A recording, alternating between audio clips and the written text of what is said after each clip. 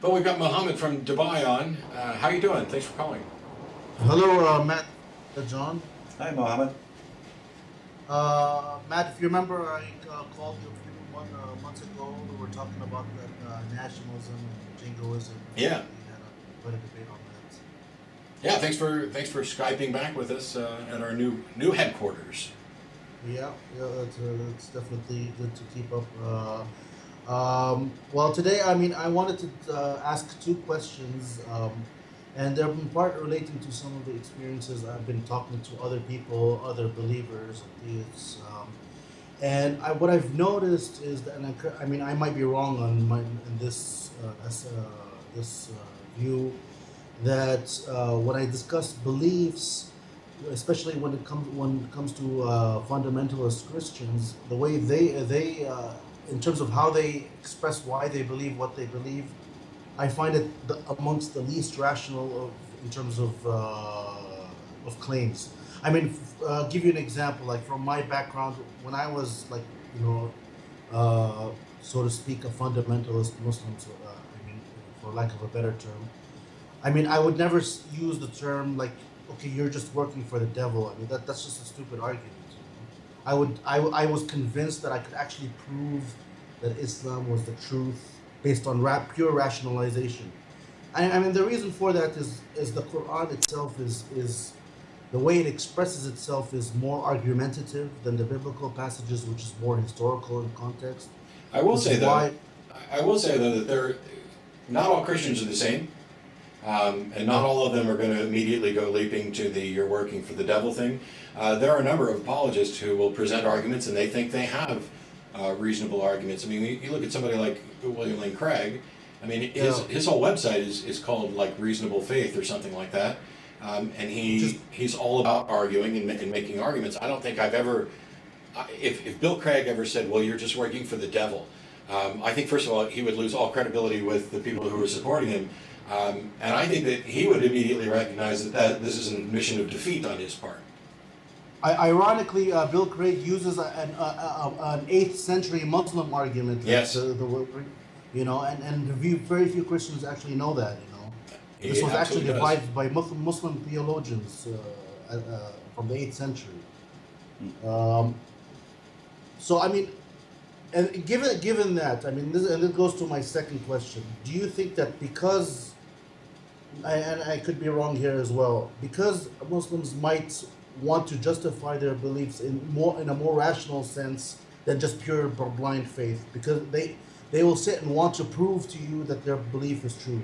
Does that mean that, not that I contend with those beliefs, but I'm just saying that, does that mean that it's more likely to promote positive atheism in the Muslim world, or specifically the Arab world, or is actually more of a guise even more difficult to do that because of the fact that they rationalize their beliefs more heavily than other religions would? So we'll let John vote first. Do you think it would be easier to talk to people who think they've been reasoned into their faith, or more difficult to talk them out of it because they think they've been reasoned into it? Probably more difficult. I'm going to agree with John.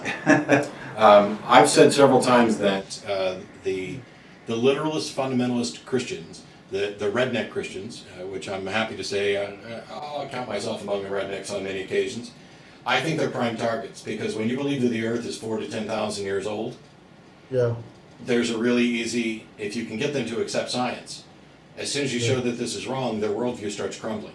The problem with moderate and liberal Christians is that they have rationalized away a lot of these problems and come up with a softer, gentler, more consistent with the world version of Christianity. The Catholic Church accepts evolution. They just think God tinkered with it a little bit, whereas a fundamentalist, literalist Southern Baptist might not accept evolution at all.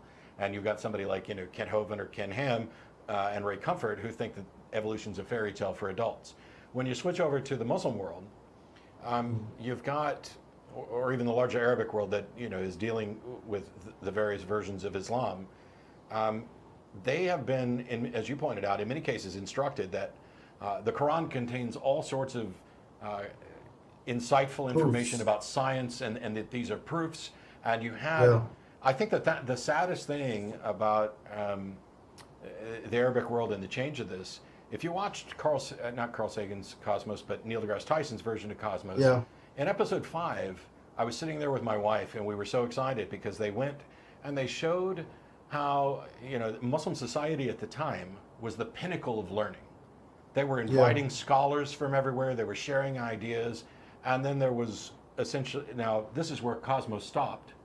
I was expecting them to make this point and they didn't.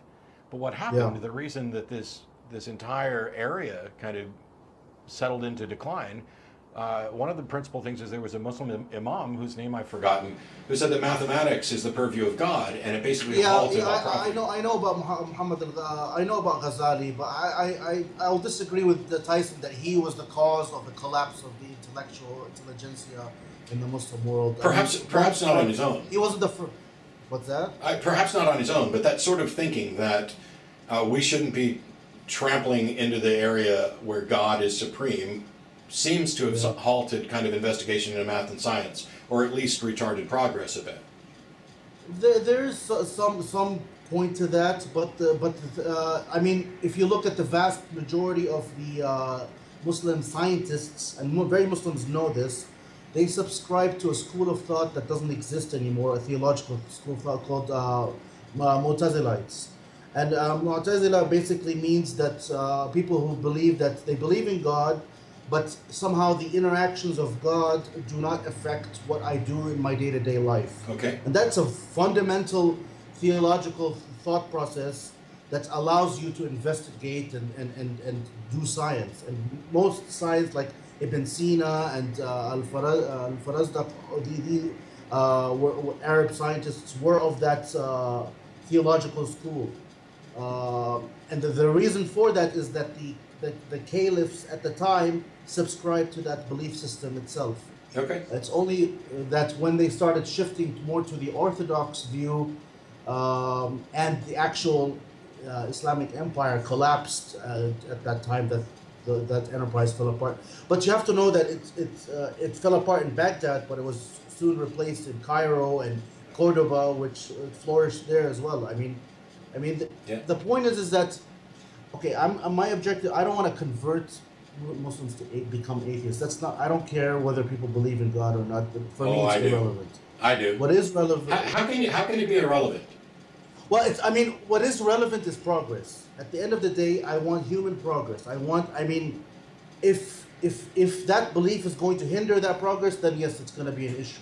And what I'm curious about is how it can't. So if you have, now I understand that there are schools of thought, and by the way, the one you described within Islam also exists in some liberal Christian traditions as well, that God's not going to tamper with the lab results, and anything that we discover about reality is a discovery about what God wanted us to discover, so they're not in conflict even if they appear to be. But if you believe that there is a supernatural being who can and does intervene and manifest in reality at any point, that belief has some thought process behind it. And if it's not true, then your brain now has a heuristic that leads to a false conclusion that might be used and co-opted in other areas. So to me, it's about expunging our brains of as many false ideas as possible. I fully understand that there are some believers whose belief in God dramatically impacts their worldview, and there are other believers where it doesn't really impact it that much at all. But the underlying foundation for why they believe, I think, is still there and can lead to thought. So I do care about what people believe because our beliefs inform our actions. And I don't know that you can have... But you mentioned a key point, the difference between believing in something and why you believe in that something. Yes. I'm concerned with the thought process, the actual, how you reach conclusions. So, for example, I have children. I don't go around sitting them, by the way, kids, there's no God, there's no God. That's not a useful way to talk to them, Yep, and rather I would would say, look and investigate the world, come to the conclusion for yourself. Yep. Don't if that's thought process is gonna lead you to believe in God, okay, but don't let that hinder in your progress and this is, the biggest problem I feel that especially in the Arab world. I don't want to generalize the entire Muslim world. Sure. Because Turkey and Malaysia are doing great, are moving forward. It's just that the Arab world is just stuck in, medieval thinking, and I don't know. I mean, I want to know what suggestions you have to do to promote some kind of positive thought, as of course without being risk of being persecuted. How. And that gets to one of the key issues, and of course it depends, as you mentioned, that it's going to be different in different nations and different areas. But when you've got bloggers in Bangladesh and other areas that are being imprisoned or killed because they dare to speak out on how they don't believe that a God exists, if they dare to criticize Islam or any religion, that's something that's fundamentally got to change. You've got countries that are basically scrubbing internet access, which we were optimistic that access to information on the internet is likely to change the world for the better.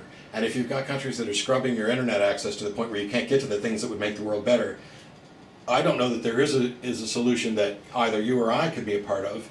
It may need to be implemented at the nation level, and I don't know enough about the interactions between nations and the United Nations and stuff like that to figure out what would be the right solution. I really would, if I had a solution, man, I'd freaking quit the show right now and just go work on that only. And then come back and tell you all how awesome it was that we fixed the whole world. But I don't have that solution. I mean, I'm thinking of doing some kind of. I mean, one thing I want to promote is evolution, and as you know, like whether this is statistically factual or not, according to most statistics, up to 90% of the Arab world subscribe to creationism. Now, they don't believe in the young Earth creationism the way biblical literalists would, but they would believe that at least when it comes to evolution, that they might accept it when it comes to all other living beings, but when it comes to human beings, somehow it's special, even though the mountains of evidences are there.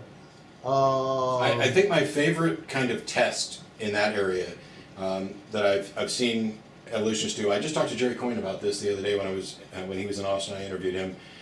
You can line up all of the hominid skulls, for example, from modern to as ancient as we have, and the evolutionary biologists will see this as a gradual change over time.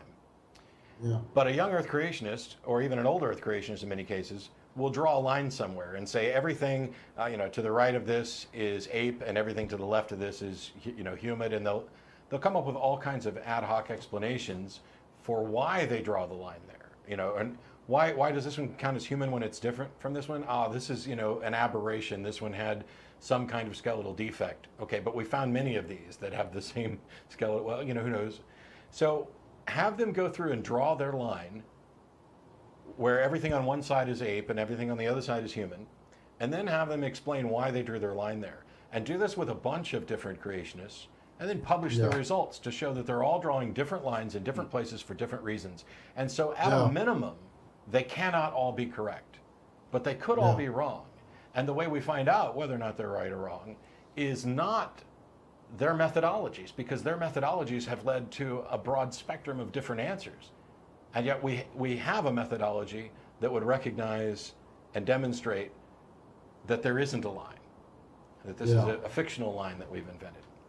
I mean, I'll give you, I mean, I don't know if this belief exists in Christianity, but there's a belief, or I don't know how, in the Muslim world, that at the time of Adam, human beings were 60 feet tall and basically huge giants, which there's no evidence for that whatsoever. I mean, that's something that should be easily disproven right there. Well, I wouldn't say easily disproved, because we don't have a time machine, and there are people. We could just say we haven't found any yet, but they were there. It's hard to prove that it's impossible that there were. There's just there's no evidence that there was. It reminds me of Kent Hovind's model for the Earth encapsulated in water, and that's where the water came from, and the Bible talks about slaying giants and stuff like that. And you'll even find some creationists who have bought into things that are roughly on par with like the National Enquirer or some sort of magazine where they'll show, oh, we've dug up and we've uncovered the bones of a giant. And whenever we've been able to investigate these and come up with a conclusion, they've all been fraudulent. So far they don't have any evidence for their proposition. And I think when they raise those things, instead of saying, you're wrong, what we should be saying is, we cannot reasonably believe that you're right until you provide more evidence for this. I got accused of stacking the deck against God. Now, first of all, I think that makes me incredibly powerful if I can stack the deck against God. And they're talking about in the way that I go about discussing, the arguments for the existence of God, that I'm just not willing to believe the things that they're willing to believe. Well, that's not me stacking a deck against God. That's just the way things are. This is the way we go about determining whether or not a belief's reasonable in every other area. And what they're engaged in is a bit of special pleading. And it's extra stupid because they simultaneously think that there's a God who stuck us in this world and gave us a brain and set up the way the world works so that we would find the scientific methods and reason and an examination of evidence to be the most consistently reliable path to the truth. But for the most important thing that he wants us to know, that doesn't work, and the people who are practicing consistent reason are somehow too skeptical. And it's not the case that the people who are believing with insufficient evidence are too gullible. I mean, that's just backwards. Exactly, and that's the point I always make with creationists, that, okay, we have all this evidence. Now, is it possible that somehow God intervened and decided to create Adam as a separate line? Okay, it's possible. But all this evidence that we have, it would mean one of two things. Either God is fooling us deliberately into thinking one thing and then telling us something else, which means he's a liar, which means that God cannot exist, in which case religion would collapse. Or the statements that are contained in these religious texts are false. Yeah. And that this occurrence never happened, in which case religion collapses also. Yeah, you've got to... Either way, religion collapses because of this evidence. Yeah, you've got a God who's either playing an eternal game of hide and seek, or who's just fucking with you. And exactly. Why is that deserving of respect or admiration? And besides that, what reason do we have to think that that's the case? And if you're claiming that your God is omnibenevolent or whatever, that he's a good being, then the idea that he's just messing with you is contrary to that. And as you said, the religion collapsed. We're running short on time. I want to try to get to at least one more caller. I really appreciate the call. I hope the stream's working well for you in Dubai. And one of these days I'll get back to Dubai. Please, if you do, please ring me up. Will do. Thanks so much. All right. Take